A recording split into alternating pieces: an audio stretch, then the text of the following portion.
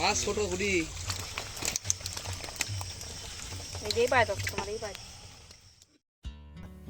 প্রিয় দর্শক, দেশ ও দেশের বাইরে থেকে যে যেখান থেকে আজকে আমার প্রতিবেদনটি দেখছেন, আশা করি সকলে ভালো আছেন, সুস্থ আছেন। তো প্রিয় দর্শক, আমার সেই আলোচিত 40% পুকুরের ভিডিও নিয়ে আজকে আপনাদের মাঝে আবারও হাজির হয়েছি। তো আজকে আমি পুকুরের মাছ একবারে সেচ দিয়ে তলানির মাছগুলো ধরতেছি আর কি। তো এর আগে 2 দিন জাল টেনে ধরেছি প্রিয় দর্শক, আমি আপনাদের প্রতিবেদন দেখিয়েছি। তো আজকে সর্বমোট সেচ দিয়ে কতটুকু মাছ পেলাম এবং A to Z কতটুকু মাছ হলো, কী পরিমাণ লাভ হইলো, কী পরিমাণ লস হইলো, আমি পুরো বিষয়টি আপনাদের মাঝে আজকে তুলে ধরবো। আমি আশা করি আজকে প্রতিবেদনটি আপনাদের জন্য অনেক উপকারী হবে। তো প্রিয় দর্শক, যদি আমার প্রতিবেদনটি ভালো লেগে থাকে, বংশী এগ্রো চ্যানেলটি অবশ্যই সাবস্ক্রাইব করবেন, পাশে থাকবেন। প্রতিনিয়ত আমি কৃষিভিত্তিক ভিডিও নিয়ে আপনাদের মাঝে হাজির হব প্রিয় দর্শক। তো প্রিয় দর্শক, আজকে আমার এই পুকুরটি দেখতে পাচ্ছেন, এটার আয়তন কিন্তু 50%। পুকুরের পার বাদ দিয়ে কিন্তু আপনার 40% জলা হবে। তো মূলত আমি এখানে 65,000 শিং মাছের রেণু দিয়েছিলাম। বেশ কয়েকবার আপনাদের আমি এই পুকুরের প্রতিবেদন আপনাদের দেখিয়েছি কিভাবে আমি শিং মাছ চাষ করেছি। তো প্রিয় দর্শক, জাল টেনে আমি 2 দিন আপনাদের মাঝে এই পুকুরের ভিডিও দেখানোর চেষ্টা করেছি এবং জাল টেনে কতটুকু মাছ পেয়েছি আমি কিন্তু সেটাও আপনাদের মাঝে দেখিয়েছি প্রিয় দর্শক। তো মূলত আমার এই শিং মাছের পুকুরে আজকে সেচ দিয়ে পুকুরের তলানির মাছগুলো ধরা হচ্ছে। তো আমার পুকুরে কিন্তু 2 ধরনের সমস্যা দেখা দিয়েছে, আমি আপনাদের মাঝে গত প্রতিবেদনে শেয়ার করেছি প্রিয় দর্শক। তো মূলত যে সমস্যাটা হয়েছে, আমি কিন্তু চেষ্টা করার পরেও কাটাই পদ্ধতিতে মাছটা কিনতে পারি নাই। তো আমি কিন্তু প্রথম টানের মাছ কিনেছি যদিও, তারপরে কাটাই পদ্ধতিটা না দেওয়ার কারণে আমার কিন্তু মোটামুটি একটু পুরুষ মাছের পরিমাণটা বেশি, যার জন্য কিন্তু উৎপাদনটা একটু কম হয়েছে প্রিয় দর্শক।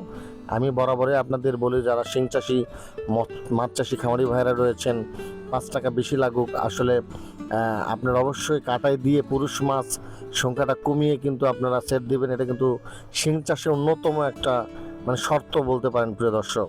তো আমি মূলত আজকে আমার মাছগুলো দেখতে পাচ্ছেন এই পুকুর থেকে ধরার পর এটা কিন্তু পাশে একটা জায়গাতে মাছগুলো নেওয়া হচ্ছে। এখানে এই মাছগুলো কিন্তু সুন্দর করে পরিষ্কার করা হবে এবং কাদা ছাড়িয়ে কিন্তু ডাইরেক্ট মাছগুলো মেপে গাড়িতে দিয়ে দেওয়া হচ্ছে প্রিয় দর্শক।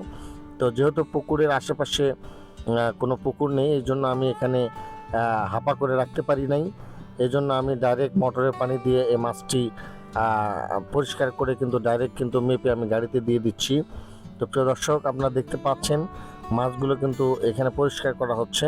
তো আজকে আমার পুকুরের মাছ ধরার যে কার্যক্রমগুলো, আপনারা মন দিয়ে এই ভিডিওগুলো দেখুন।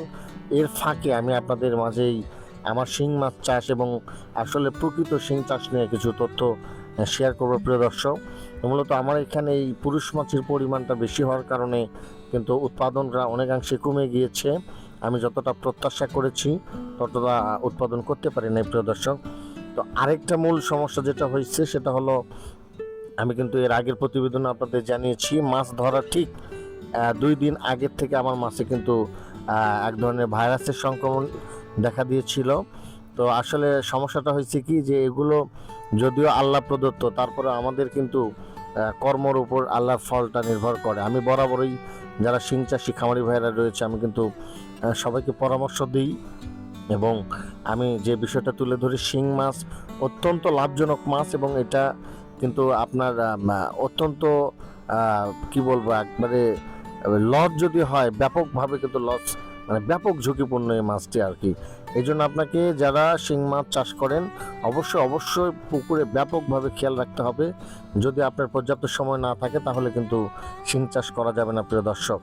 তো আমি কিন্তু এই যে দেখতে পাচ্ছেন আমার মাছগুলো এখানে নিয়ে এসে ড্রামে করে রাখা হচ্ছে এবং এখানে কিন্তু এই মাছগুলো ওজন করে করে এখানে কিন্তু গাড়িও নিয়ে আসা হয়েছে, গাড়িতে আমি ডাইরেক্ট দিয়ে দিচ্ছি মাছগুলো। তো প্রিয় দর্শক, আমি মূল প্রবলেমটা হচ্ছে যে এখানে আমি কিন্তু মোটামুটি ট্রিটমেন্ট করি পুকুরে, এবং আপনারা জানেন যে আমি কিন্তু পেশায় একজন শিক্ষক। আমি আমার একটা প্রাইভেট কিন্ডারগার্টেন স্কুল রয়েছে, আমি শিক্ষকতা করি, প্রতিষ্ঠাতা পরিচালক আমার নিজের প্রতিষ্ঠান। তো পাশাপাশি এই মাছ চাষ করি। তো আমি পুকুরে অবশ্যই সময় দিই, কিন্তু খাবার দেওয়া, মেডিসিন প্রয়োগ করার ব্যাপারে আমার লোক সেট করা রয়েছে। কিন্তু আসলে দুর্ভাগ্যবশত আমি মাছ ধরার ঠিক 4-5 দিন আগে এই নজরদারিটা একটু বেশি করতে পারি নাই। আমি মনে করেছি যে আমি তো মাছ বিক্রয় করতেছি, আসলে এই 2 দিন আর কিছু হবে না। তো এই অবহেলাটাই আমার আসলে ব্যাপকভাবে একটা কাল হয়ে দাঁড়িয়েছে, এবং আমি খেয়াল করি নাই যে 2-1টা মাছ ভাইরাসে সংক্রমিত হয়ে কিন্তু মরেছিল। পরবর্তীতে কিন্তু এই 2-1টা ধীরে ধীরে অনেক বেড়ে গেছে। তো এই একটা পর্যায়ে এমনভাবে এই ভাইরাসের সংক্রমণটা হয়, পরবর্তীতে কিন্তু গোটা পুকুর কিন্তু ভাইরাসে আক্রমণ হয় প্রিয় দর্শক। তো ফলে যে সমস্যাটা দেখা দিয়েছিল, এই মাছগুলো আমাকে দ্রুত পুকুর সেচ দিয়ে কিন্তু ধরতে হয়েছে, এবং আমার অনেক কষ্ট হয়েছে। এবং দেখতে পাচ্ছেন মাছ তারপরেও কিন্তু উৎপাদন ভালো হয়েছে প্রিয় দর্শক। এবং এই 3-4 দিনে, গত 3-4 দিনে ব্যাপক পরিমাণে মাছ মারা গিয়েছে। তো এই ভাইরাসের কারণে কিন্তু আমি বিভিন্নভাবে ক্ষতিগ্রস্ত হয়েছি। মাছ যখন বাজারে বিক্রয় করতে গিয়েছি, তখনও কিন্তু 2-1টা ভাইরাসজনিত মাছ বা ঘা যেগুলো মাছ আছে, সেগুলো কিন্তু আসলে মাছের মধ্যে দেখার কারণে পাইকাররা কিন্তু দাম বলতে চায়নি, এবং আমাকে কিন্তু আন্ডার রেটে, মানে কম রেটে মাছ বিক্রয় করতে হয়েছে প্রিয় দর্শক। তো আসলে এগুলো আছে, নসিবে লেখা আছে, কিন্তু আমারও কিছু ভুল রয়েছে। আমি এই জন্য যারা শিং চাষি খামারি ভাইরা রয়েছে, যারা নতুন শিং চাষ করতে চায়, বরাবরে আমি বলি যারা আপনারা বেশি বেশি সময় দেন পুকুরে, এবং বেশি বেশি খেয়াল রাখতে হবে যে মাছ কি হলো। তো আমি যে চাষটা করেছি প্রিয় দর্শক, এখানে শিং চাষের কিন্তু কয়েকটা কোয়ালিটি রয়েছে। একটা হলো অধিক ঘনত্বের শিং চাষ। কেউ কেউ কিন্তু 20 শতক 15 শতক জায়গা থেকেও 100 মন প্লাস 150-200 মন মাছ কিন্তু আসলে হারভেস্টিং করতেছে। সেটা হলো অধিক ঘনত্ব, অধিক ঝুঁকিপূর্ণ আর কি। তারা আসলে এই মাছ চাষের সাথে জড়িত রয়েছে, সব সময় খেয়াল রাখতেছে, এবং দেখা গেছে রাতের বেলাও তারা অনেক নজরদারি করতেছে, ভোরবেলা উঠে মাছের ট্রিটমেন্ট করতেছে, খাবার দিচ্ছে। তো আমরা কিন্তু অতটা করতে পারি না, সম্ভব হয় না। যার কারণে এই পুকুরটাও কিন্তু আমার নিজস্ব, কিন্তু বাড়ি থেকে একটু দূরে, একটু জমির মধ্যে আর কি, পাতারের মধ্যে। যার কারণে কিন্তু আমি এখানে অতটা বেশি ঝুঁকি নেই নাই, স্বাভাবিক প্রক্রিয়ায় চাষ করার চেষ্টা করেছি। খুব একটা বেশি এখানে কিন্তু আমার ইনভেস্টিংও ছিল না। ফিট খরচও আপনার হচ্ছে 3 টনের মতো ফিট খরচ হয়েছে আর কি। তো আসলে ওভারঅল আমার প্রত্যাশিত যে পরিমাণ লাভ হওয়ার কথা ছিল, সেই পরিমাণ লাভটা হয়নি, লাভের পরিমাণটা অনেক কমে গিয়েছে। তো আমি হয়তো অল্প কিছু লাভ হতে পারে আর কি এই মাছগুলো বিক্রয় করে, আমি কিন্তু বলতে পারবো। তো আমার কথা হচ্ছে যে এতদিন কষ্ট করে যদি আপনি মাছ চাষ করে সেখান থেকে বেনিফিটেড না হতে পারেন, তাহলে কিন্তু আসলে ব্যবসার প্রতি মনোযোগ আপনাদের কমে যাবে প্রিয় দর্শক। যারা নতুন খামারি ভাইরা রয়েছেন, যারা নিজের সর্বস্ব পুঁজি বিনিয়োগ করেছেন, তো ব্যবসাতে লস লাভ এটা হবে, আমরা কিন্তু এটা জানি। কিন্তু তারপরেও কিন্তু আপনি ঝুঁকি কতটা নিতে পারবেন, আপনার কতটা নেবার সামর্থ্য রয়েছে, এটা কিন্তু নির্ভর করবে আপনার নিজের উপর প্রিয় দর্শক। তো আমি যেহেতু একটা প্রাইভেট স্কুল চালাই, এই জন্য আমি কিন্তু অতিরিক্ত পরিমাণে ঝুঁকি নিতে পারিনি, এবং বাড়ি থেকে পুকুরটা একটু দূরে স্বাভাবিকভাবে চাষ করার চেষ্টা করেছি, তাই বিনিয়োগটাও কম করেছিলাম। তো তারপরেও এইরকম পুকুরে আসলে মোটামুটি আমার ওভারঅল 60 মনের মতো মাছ হারভেস্টিং হয়েছে। তো আসলে যদি এই বিপদ না হতো, মাছের এই সমস্যাটা শেষ বেলায় দেখা না দিত প্রিয় দর্শক, আমার কিন্তু আরও উৎপাদন অনেকাংশে বেড়ে যেত, ব্যাপক একটা লাভ হওয়ার কিন্তু চান্স এখানে ছিল আর কি, আমি নিজেও আশা করেছিলাম। তো এখন প্রিয় দর্শক আমি আপনাদের বলবো, যারা মাছ চাষি খামারি ভাইরা রয়েছেন, যারা নতুন এই মাছ চাষ করতে চাচ্ছেন, ছোট ছোট জায়গাতে শিং মাছ চাষ করাটা কিন্তু ভালো। সেক্ষেত্রে ট্রিটমেন্ট করাটাও সহজ, মাছ ধরাটাও সহজ, এবং এখানে কিন্তু খরচটাও কম হয় প্রিয় দর্শক, এবং ছোট জায়গাতে শিং মাছ চাষ হয়। তো আসলে আমি আপনাদের পরিশেষে বলবো, আপনি দেখতে পাচ্ছেন আমার পুকুরে মাছগুলো আসলে খুব একটা খারাপ হয়েছে তা না।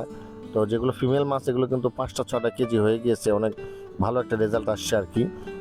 তো মাছগুলো ধরে আমি দ্রুত নেওয়ার চেষ্টা করতেছি। এখন কিন্তু আসলে বিকেলবেলা, তো আমার আবহাওয়া খারাপ থাকার কারণে, এবং যদিও কিন্তু এই সময় মাছ ধরা, দুপুরবেলা মাছ ধরা কিন্তু একেবারেই নিষেধ, যাবে না, রোদ উঠলে আপনার মাছের ক্ষতি হবে। ভাইরাসের কারণে কিন্তু আমি মাছ দ্রুত আমাকে ধরতে হচ্ছে এবং দ্রুত এই মাছগুলো সেল করতে হচ্ছে আর কি প্রিয় দর্শক। তো আমার যে সমস্যাটা হয়েছে যে আমি উৎপাদনেও কিছুটা ক্ষতি হয়ে গেল এবং বাজারেও কিন্তু দাম কম পাচ্ছি। যখনই দুই একটা ঘাযুক্ত মাছ এই বের হচ্ছে তখনই কিন্তু এই মাছগুলোর বাজার মূল্য অনেকটা ভ্যালুটা কমে যাচ্ছে আর কি প্রিয় দর্শক। তো ওভারঅল পরিশেষে আপনাদের আমি পরামর্শ দেব, আমি নিজে ভুক্তভোগী এবং আপনাদের বলবো শিং মাছ অত্যন্ত ঝুঁকিপূর্ণ এবং অত্যন্ত লাভজনক। শিং মাছ যদি আপনি ঠিক মতো চাষবাস করতে পারেন, শেষ অবধি রাখতে পারেন, তাহলে কিন্তু ভালো একটা বেনিফিট হওয়ার সম্ভাবনা থাকে।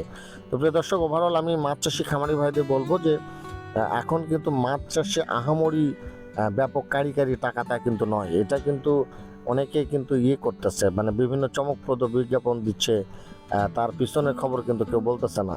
আসলে দেখেন, আপনি পুকুর লিজ নিতে যান সেটার দাম বেশি, আপনি খাদ্য কিনতে যান সেটার দাম বেশি, খৈল কিনতে যান দাম বেশি, জেলে দিয়ে মাছ ধরবেন সেটার দাম বেশি, আপনি এভরিথিং সব কিছুর মূল্য কিন্তু কস্টিংটা বেড়ে গেছে, শুধু মাছের বাজারটা কমে গেছে। তাহলে আপনি ব্যবসা করবেন কেমনে? তাহলে এখানে কথা হলো যে মাছ চাষ করতেছে না, হ্যাঁ অনেকে করতেছে, আপনাকে এই জন্য কৌশলে মাছ চাষটা করতে হবে। আপনি বিভিন্ন টেকনিক্যালি যে কোন পুকুরে কী মাছ দেওয়া যাবে, মাছ সেটিং দেওয়ার সময় একটা বিশেষ কৌশল অবলম্বন করতে হবে এবং এটাকে লালন পালন করার সময় একটা, তো আপনি যখন মাছ সেটিং করবেন, বিশেষ করে পাবদা মাছ যদি সেট করেন, তার মধ্যে বাংলা কতটা দিবেন এবং শিং মাছ একক করবেন নাকি বাংলা সহকারে করবেন, কার্প জাতীয় মিশ্র চাষ করবেন, এগুলো আপনাকে টেকনিক্যালি পুকুরের পরিবেশের উপর আপনার সিদ্ধান্ত নিতে হবে প্রিয় দর্শক। এই জন্য আমি আপনাদের বলবো, যারা মাছ চাষ করতে চান, বিশেষ করে শিং মাছ চাষ করতে চান, তাদের আমি বারবার পরামর্শ দিব, আপনাকে অবশ্যই প্রশিক্ষণ নিতে হবে। আমি কিন্তু মোটামুটি জানি, তারপরেও কিন্তু দেখেন আমি নিজেও ক্ষতিগ্রস্ত হয়ে গেছি।